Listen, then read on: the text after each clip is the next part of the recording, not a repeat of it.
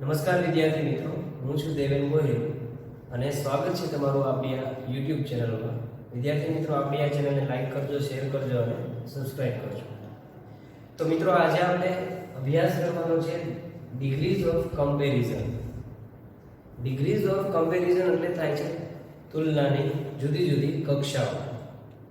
વિદ્યાર્થી મિત્રો, ઘણી વખત આપણે જુદી જુદી બે બાબતો વચ્ચે તુલના કરતા હોય છે, કમ્પેરિઝન કરતા હોય છે કે એક વસ્તુ છે એ બીજી વસ્તુ છે એના કરતાં ચડિયાતી છે, એના કરતાં શ્રેષ્ઠ છે અથવા એના જેવી જ છે.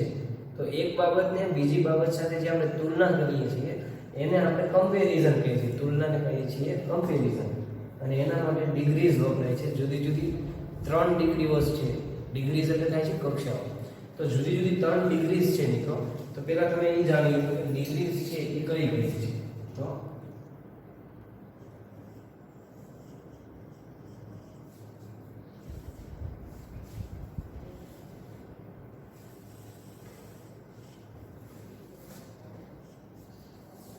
there are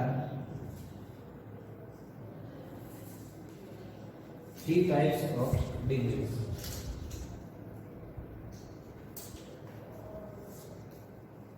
સૌપ્રથમ પહેલી જે ડિગ્રી છે એનું નામ છે પોઝિટિવ ડિગ્રી. પોઝિટિવ ડિગ્રી શું છે મિત્રો? તો પોઝિટિવ ડિગ્રી છે એ સમાનતા દર્શક કક્ષા છે. આમાં શું હોય છે તો કે આમાં આપણે સમાનતા દર્શાવવાની હોય છે. આમાં દર્શાવવાની હોય છે બે બાબતો વચ્ચેની સમાનતા, કે કોઈ સ્થળ છે બીજા સ્થળના જેટલું જ તે પ્રખ્યાત છે, અથવા કોઈ વ્યક્તિ છે બીજા વ્યક્તિ જેટલો પ્રખ્યાત છે, અથવા મોન્ટુ છે એ મોહન જેટલો જ હોશિયાર છે, અથવા ના જેટલો જ ઊંચો છે, ના જેટલો જ નીચો છે. તો આપણે જ્યારે એવું કહીએ છીએ ના જેટલું પ્રખ્યાત, ના જેટલો ઊંચો, ના જેટલો નીચો, ના જેટલો હોશિયાર, તો આવી જુદી જુદી બાબતો વચ્ચે આપણે સમાનતા દર્શાવે છે મિત્રો. તો બે બાબતો વચ્ચે જ્યારે એક સરખાપણું રહેલું છે અથવા બંને બાબતોના ગુણ એક સરખા છે ત્યારે આપણે સમાનતા દર્શક ડિગ્રી એટલે પોઝિટિવ ડિગ્રી છે એનો ઉપયોગ કરતા હોય છે. બીજી છે એનું નામ છે કમ્પેરેટિવ ડિગ્રી. વિદ્યાર્થી મિત્રો, કમ્પેરેટિવ ડિગ્રી શું છે તો કે કમ્પેરેટિવ ડિગ્રી છે એ ચડિયાતા ગુણ દર્શાવે છે. એક બાબતનું બીજી બાબત કરતા શું દર્શાવે છે તો કે ચડિયાતા. અહીંયા એક બાબત છે બીજી બાબત કરતા થોડી શ્રેષ્ઠ છે, સારી છે એવું દર્શાવાયું કે અમદાવાદ છે એ ભાવનગર કરતા કેવું છે તો કે મોટું શહેર છે. તો ભાવનગર કરતા મોટું શહેર એવું દર્શાવવા માટે આ ડિગ્રીનો ઉપયોગ તમે કરી શકો છો. કે મોન્ટુ છે એ મોહન કરતા હોશિયાર છે. અહીંયા છે કે મોન્ટુ અને મોહન એક સરખા હોશિયાર હતા, તો એવું કીધું કે મોન્ટુ મોહન જેટલો હોશિયાર છે. અહીંયા તો મોન્ટુ મોહન ના કરતા હોશિયાર છે. તો આ દર્શાવે છે ચડિયાતા ગુણ એટલે કે કમ્પેરેટિવ ડિગ્રી, જેમાં બે બાબતોની કમ્પેરિઝન થઈ હોય અને એક બાબત છે એ ચડિયાતી હોય અને એક બાબત છે એના કરતા ઉતરતી કક્ષાની હોય મિત્રો. અને ત્રીજી ડિગ્રી જેનું નામ છે વિદ્યાર્થી મિત્રો સુપરલેટિવ ડિગ્રી.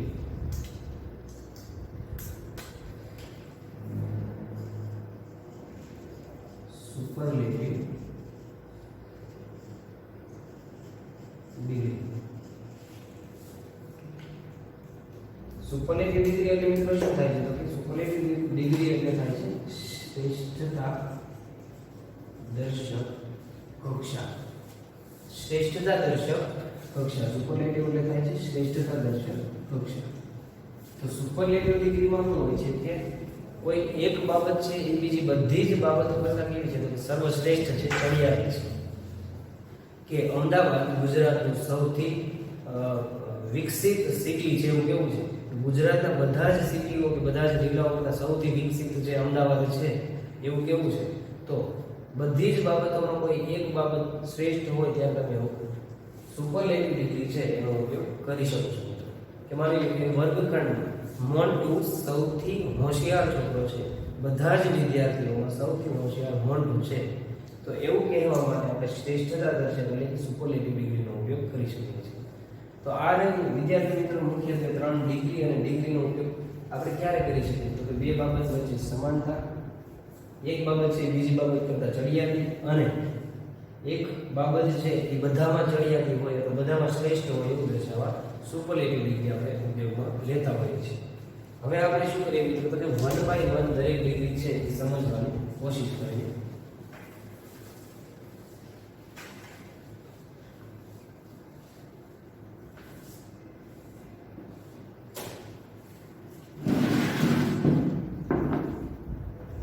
તો પ્રથમ આપણે ડિગ્રી સમજીએ મિત્રો.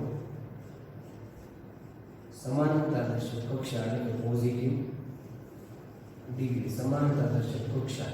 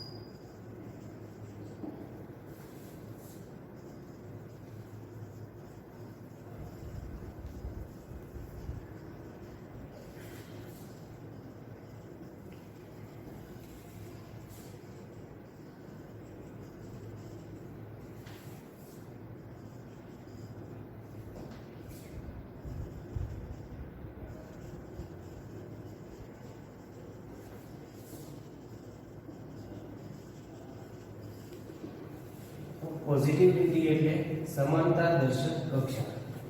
બે જુદી જુદી બાબતો વચ્ચે સમાનતા દર્શાવવા માટે આ ડિગ્રીનો ઉપયોગ થાય છે. આગળ જોઈએ મિત્રો કે આ ડિગ્રી છે એ કઈ રીતે લખાય છે તો કે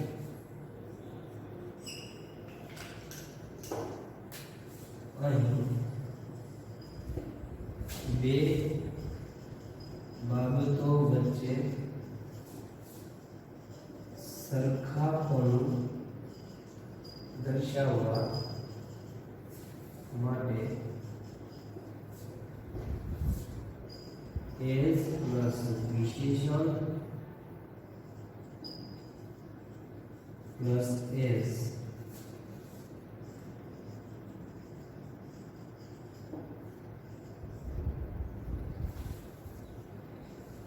વપરાય છે.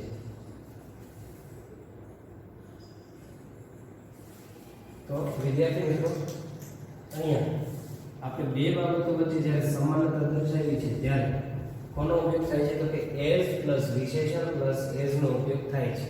એનો અર્થ શું થાય તો કે ના જેટલું જ કોઈ એક બાબત છે બીજી બાબત ના જેટલી જ છે ના જેટલી જ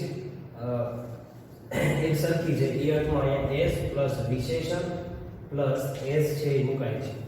અહીંયા વિશેષણ કેવું હોય છે તો કે વિશેષણનું કેવું રૂપ મુકાય છે મિત્રો કે વિશેષણનું મૂળ રૂપ છે એ મૂકવાનું હોય છે. યાદ રાખજો કે વિશેષણનું મૂળ રૂપ મુકાતું હોય છે.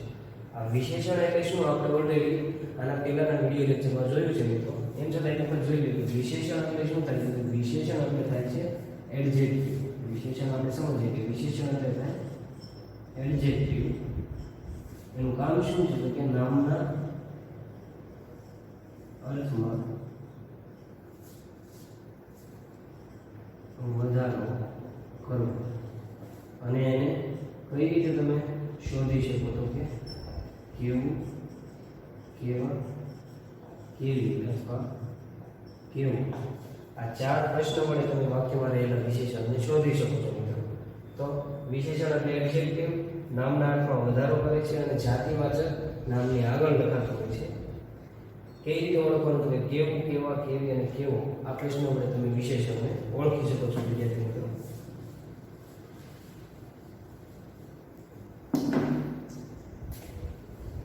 આપણે જોઈએ મિત્રો આગળ કે કઈ રીતે આ પ્રકારના વાક્યો છે એ બનતા હોય છે. તો વાક્ય રચનાની સમજવાની કોશિશ કરો તમે કે સૌપ્રથમ તમારું શું કામ છે તો કે પ્રથમ કર્તા પછી શું કરવાનું તો કે સહાયકારક ક્રિયાપદ. વાક્ય રચના સમજો મિત્રો કે પ્રથમ શું કરવાનું તો પહેલા તમારે પહેલો કર્તા મૂકવાનો જેને તમારે સરખાવો છે બીજા કર્તા સાથે. પછી સહાયકારક ક્રિયાપદ મૂકવું કરતા રહેવું.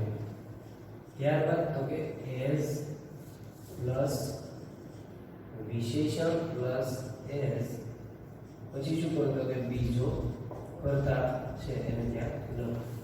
ત્યારબાદ તમારે લખવાનું છે વાક્યમાં રહેલું બીજો કર્તા. તો આ તમારે વાક્ય રચના છે એ ફોલો કરવાની છે વિદ્યાર્થી મિત્રો. એક્ઝામ્પલ જોઈએ.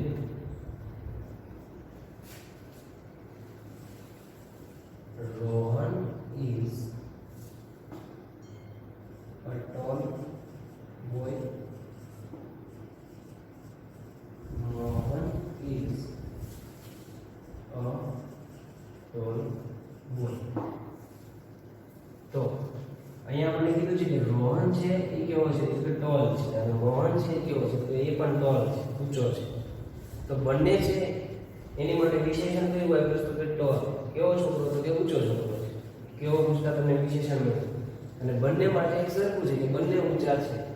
તો વિદ્યાર્થી મિત્રો આ વાક્યને તમારે આ વાક્ય રચના અનુસાર લખવાનું રહે અને પોઝિટિવ ડિગ્રી છે એમાં ફેરવવી તો કઈ રીતે લખો તો કે પ્રથમ કર્તા કોણ છે આપણું રોહન. રોહન ત્યારબાદ સહાયક ક્રિયા કર્તાને જોઈને લખો. કર્તા રોહન છે તો ઇઝ નું ઇઝ જ રહે છે અને રોહન ઇઝ. હવે આપણી મુખ્ય પોઝિટિવ ડિગ્રીની મુખ્ય વાક્ય રચના છે આ છે એઝ પ્લસ વિશેષણ પ્લસ એઝ. અહીં તમે જોઈ શકો છો આપણી વાક્ય રચના છે આ વાક્ય રચના પોઝિટિવ ડિગ્રી માટેની છે. ખાસ યાદ રાખજો આનો મતલબ થાય છે ના જેટલું જ.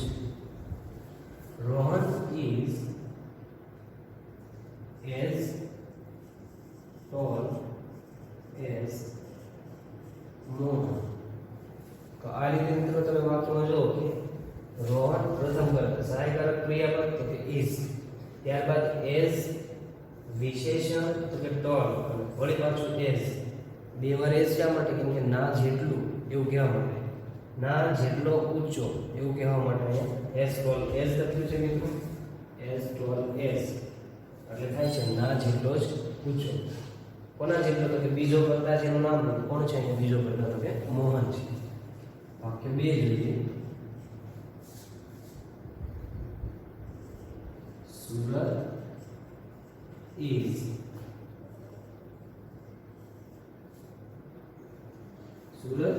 a big city. Baroda is also a big city.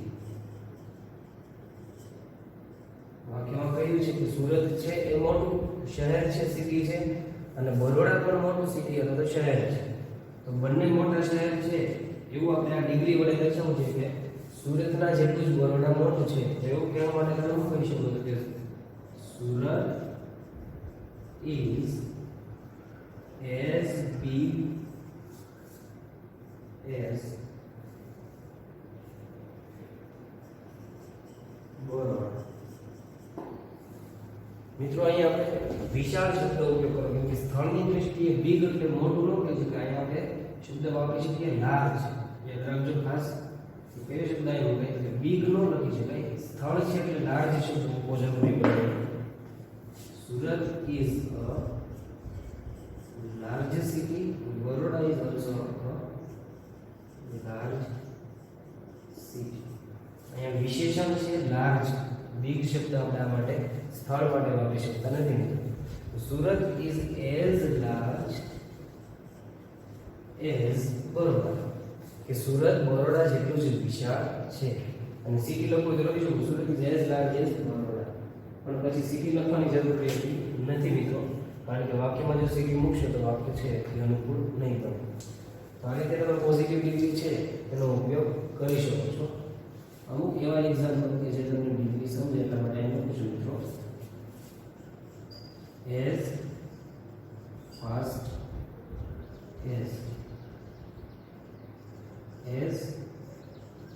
clever as rich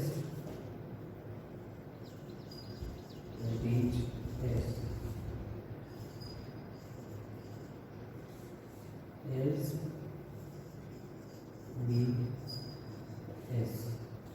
તો આ દરેક એક્ઝામ્પલ મેં જે લખ્યા છે વિદ્યાર્થી મિત્રો, ગુજરાતી ગુજરાતી તમને સમજાવું તો શું થાય તો એસ ફાસ્ટ એટલે કે ના જેટલો ઝડપી. એસ ક્લેવર એટલે થાય કે ના જેટલો, અને જ મૂકો તો યાર ના જેટલો જ હોશિયાર, અને જ મૂકી શકો છો ના જેટલો જ ઝડપી, ના જેટલો જ હોશિયાર, ના જેટલો જ પૈસાદાર, અને ના જેટલું જ મોટું, ના જેટલું જ મોટું. તો આ રીતે મિત્રો આપણી પહેલી ડિગ્રી છે પોઝિટિવ ડિગ્રી. એનો અર્થ આપણે જોયો કે એનો અર્થ શું થાય છે કે ના જેટલું છે. જુદા જુદા એક્ઝામ્પલ છે. ફરી એકવાર જોઈએ કે પોઝિટિવ ડિગ્રી એટલે હું કે સમાનતા થશે. બે બાબતો વચ્ચેની સમાનતા દર્શાવી એટલે આપણે પોઝિટિવ ડિગ્રી છે એ વાપરી શકીએ છીએ. અહીંયા આપણે પોઝિટિવ ડિગ્રી દર્શાવવા માટે શું કરવાનું તો સરખામણું દર્શાવવા માટે એસ પ્લસ વિશેષણ પ્લસ એસ છે એ મૂકવાનું છે. તો અહીંયા તમે જો કે દરેકમાં વચ્ચે લખેલો શબ્દ છે ને વિશેષણ છે. જે કેવા કેવી કેવું પૂછતા મળે કે કેવો તો કે ઝડપી, કેવો તો કે હોશિયાર, અથવા કેવી તો કે હોશિયાર, બને એટલે પૂછી શકે. કેવા તો કે પૈસાદાર, કેવું તો કે મોટું. અને એ દરેક શબ્દ છે એ આ રીતે આપણે અહીંયા વાક્ય રચના છે આ મુજબની એમાં લખી શકો છો મિત્રો. તો આ રીતે પોઝિટિવ ડિગ્રી છે એના વાક્યો બનતા હોય છે. જોઈએ આગળ બીજી ડિગ્રી કમ્પેરેટિવ ડિગ્રી. તો મિત્રો જોઈએ ડિગ્રી નંબર 2 એટલે કે કમ્પેરેટિવ ડિગ્રી. કમ્પેરેટિવ ડિગ્રી છે એનો ઉપયોગ શું થાય છે તો પહેલા આપણે ઉપયોગ જોઈએ કે જ્યારે એક બાબત બીજી બાબત કરતા, અહીંયા વસ્તુના અર્થમાં પણ સમજી શકો છો કે એક વસ્તુ બીજી વસ્તુ કરતા ગુણની દ્રષ્ટિએ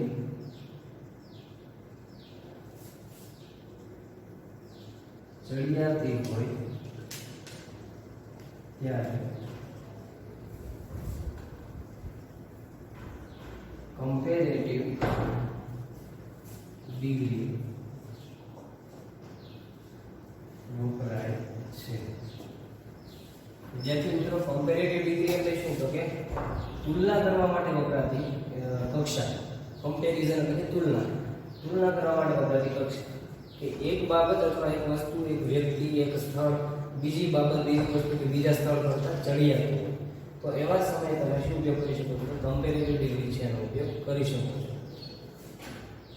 સેકન્ડ પોઈન્ટ સમજીએ કે કમ્પેરેટિવ ડિગ્રી દર્શાવવા માટે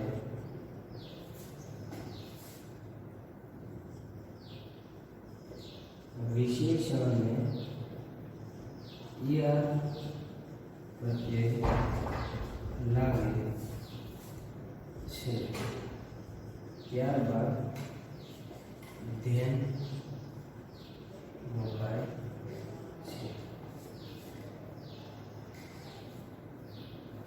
એટલે કે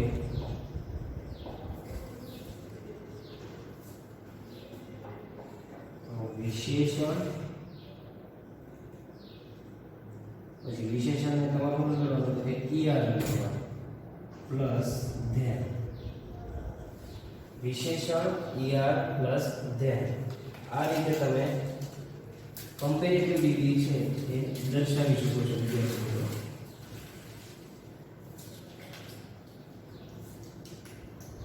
એક્ઝામ્પલ જોઈએ આપણે.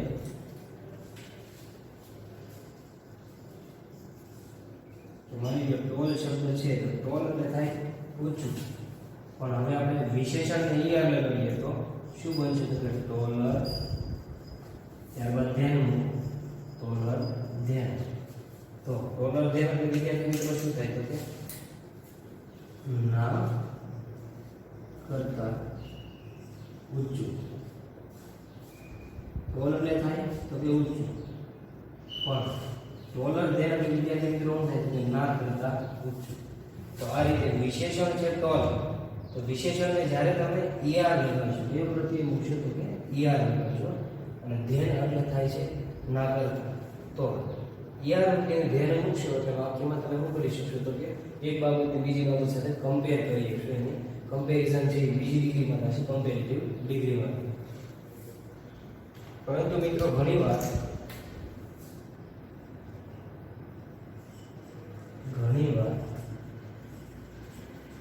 વિશેષણ મોટું હોય ત્યારે, ઘણીવાર વિશેષણ છે એ મોટું હોય ત્યારે તેને યાદ પ્રત્યય લાગતો નથી, પરંતુ તે વિશેષણ ની આગળ મોડ મુકાય છે. મિત્રો અહીંયા આપણે જોયું કે વિશેષણ છે એને ઈઆર બદલી લાગે અને પછી ધ્યાન લાગે છે, પણ અહીંયા શું કહ્યું છે કે વિશેષણ મોટું હોય એનો મતલબ વિશેષણ છે અહીંયા કેમ આપ્યું છે કે 1 2 3 4 શબ્દો 4 અક્ષરોનું વિશેષણ છે. તો જ્યારે વિશેષણ 5 કે 6 અક્ષરોનું કે વધારે કોઈ નિશ્ચિત નિયમ ડિગ્રીઝમાં નથી કે કેટલા અક્ષરો હોય તો તમે મોર શબ્દ છે એ મૂકી શકો છો અથવા ઈઆર શબ્દ છે એ મૂકી શકો છો. પણ એટલું યાદ રાખવું કે 5 કે 6 અક્ષર કરતાં વધારે લાંબુ જ્યારે વિશેષણ બનતું હોય છે, જેમ કે અહીંયા શબ્દ આપણે લખ્યું બ્યુટીફુલ. બ્યુટીફુલ એટલે શું કહે તો કે સુંદર. હવે જ્યારે તમારે આને બ્યુટીફુલ શબ્દને કમ્પેરેટિવ ડિગ્રીમાં લખવો છે તો તમે કઈ રીતે લખી શકો તો કે મોર બ્યુટીફુલ. અને કઈ રીતે લખી શકે તો મોર બ્યુટીફુલ, અને પછી પાછળ ધ્યાન મૂકવાનું ભૂલવાનું નહીં, પાછળ તમે ધ્યાન શબ્દ તો લાગશે જેમ અહીંયા લાગે છે ધ્યાન, એવી જ રીતે મિત્રો વિશેષણની પાછળ ધ્યાન લાગે છે. તો અહીંયા તમે જોઈ શકો 1 2 3 4 5 6 7 8 અને 9 જુદા જુદા અહીંયા અક્ષરો છે. તો મિત્રો ત્યાં તમે એવું ન કરી શકો કે ઈઆર મૂકી શકો. જો તમે ત્યાં ઈઆર મૂકશો તો ખોટું પડશે કે બ્યુટીફુલર, ત્યાં શું બનશે બ્યુટીફુલર અને ખોટું પડશે. તો જ્યારે આવું વિશેષણ હોય છે ખૂબ જ લાંબુ હોય તો મોટું વિશેષણ હોય તો ત્યાં અહીંયા આગળ મોર, મોર એટલે થાય છે વધારે કે ના કરતા વધારે સુંદર. તો એનો અર્થ પણ એવો થયો કે એક બાબત છે બીજી બાબત કરતા વધારે સુંદર છે. તો આ રીતે મોર શબ્દ મૂકો અને તમે આ ડિગ્રી દર્શાવી શકો. તો યાદ રાખો ડિગ્રી બે રીતે દર્શાવે છે, વિશેષણ ઈઆર અને ધ્યાન, અને બીજી રીત કઈ થઈ તો કે મોર પ્લસ વિશેષણનું કેવું રૂપ તો કે મૂળ રૂપ અને ધ્યાન. આ બીજી રીત છે, મોર પ્લસ વિશેષણનું મૂળ રૂપ પ્લસ ધ્યાન. આ રીતે તમે લખી શકો છો મોરનો ઉપયોગ કરી. તો બે રીતે આપણે છે કમ્પેરેટિવ ડિગ્રી બનાવી શકીએ છીએ. પણ જ્યારે ઈઆર નથી લાગતું ત્યારે મોર લાગે છે, અને જ્યારે મોર લાગે છે ત્યારે ઈઆર શબ્દ લાગતો નથી. એ મિત્રો આપણે યાદ રાખશો.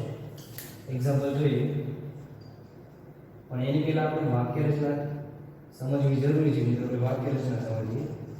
સૌપ્રથમ વાક્ય રચના.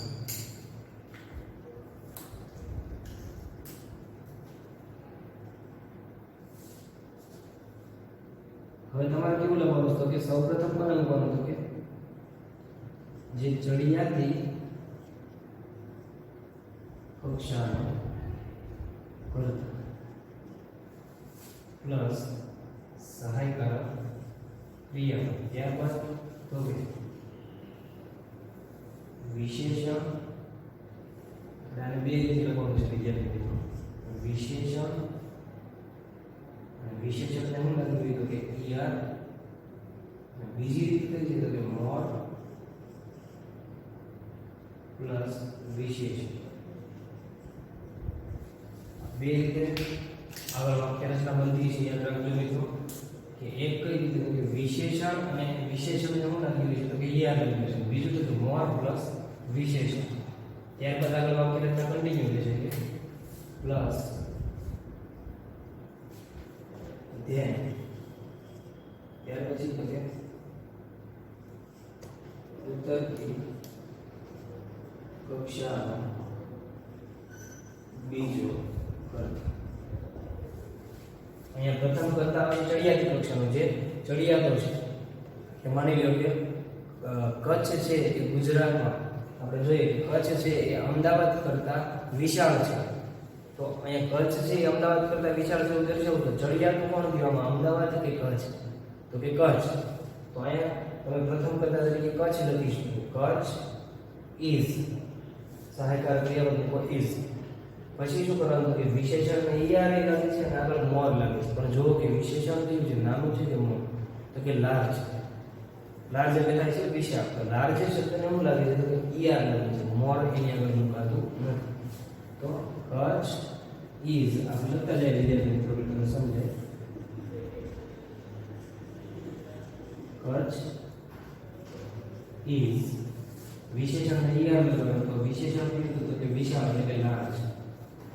હવે જ્યારે વિશેષણના અંતે ઈ આપેલો હોય તો બીજી વાર તમારે ઈ લખવાની જરૂર નથી. એટલે માત્ર તમે શું લખશો તો કે આર લખશો. Kutch is larger. ત્યારબાદ તો વિશેષણ અને ઈ આવી જાય પછી ઉપર ધેન. તો આપણે મૂક્યું અહીંયા ધેન. લાર્જર ધેન એટલે ના કરતા વિશાળ. કોના કરતા વિશાળ? તો કે અમદાવાદ. તો હવે લખો અમદાવાદ.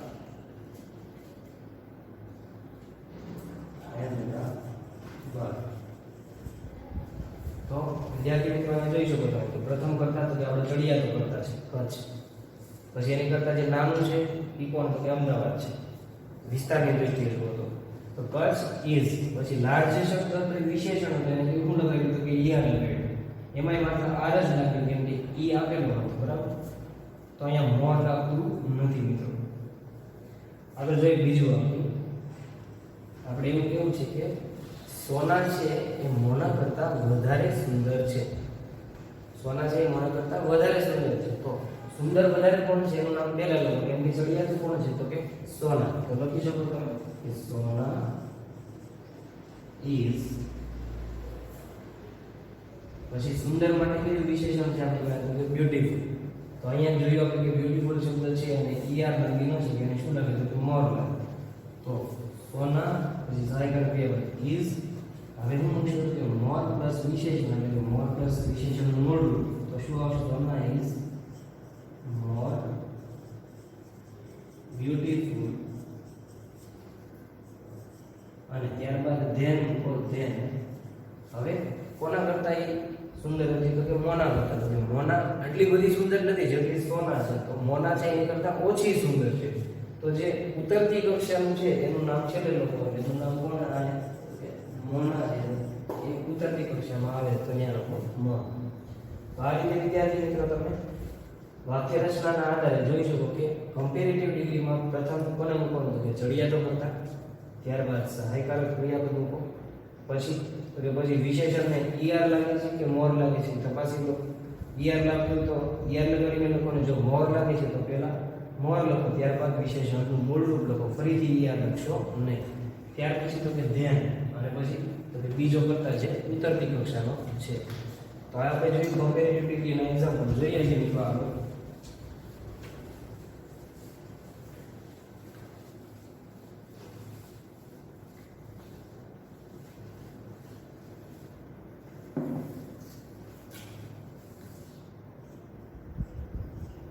અહીંયા મિત્રો હું તમને પહેલા વિધાન વાક્ય આપી દઉં છું, પછી આપણે એને ફેરવીએ કે જેથી તમને સમજાય. પહેલા આપણે વાક્ય લખીએ પછી એને ફેરવીશું કે રામન ઇઝ